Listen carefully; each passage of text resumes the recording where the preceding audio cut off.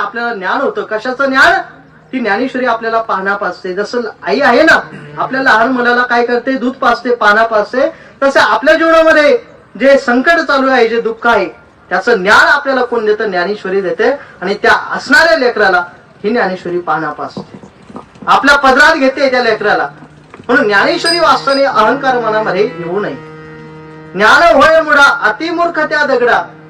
ज्ञान कोणाला होतं? एखादा दगड जरी असला, खऱ्या भावाने त्याने ज्ञानेश्वरी वाचली, त्याला मात्र सुद्धा काय होते? त्याची प्राप्ती होते. परंतु एखाद्याला अहंकार असेल, मी एवढा मोठा ज्ञानी आहे, मला ज्ञानेश्वरी समजते, त्याला शून्य ज्ञानेश्वरी समजते, त्याला काही समजत नाही. जर अहंकार त्याच्या ठिकाणी जर जन्म घेत असेल, त्याला काय कळतं?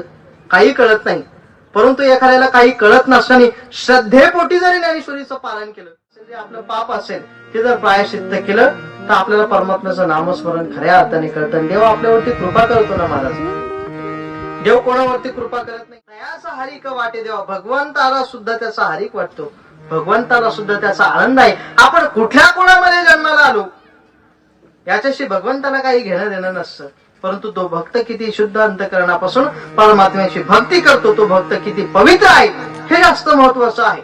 भक्ति ऐसी करो, भक्ति ऐसी करो कि संकट हम पर आए और हमारी चिंता परमात्मा करे. पण आपल्या जीवनावरती संकट यावं आणि त्याची चिंता मात्र परमात्म्याला असावी.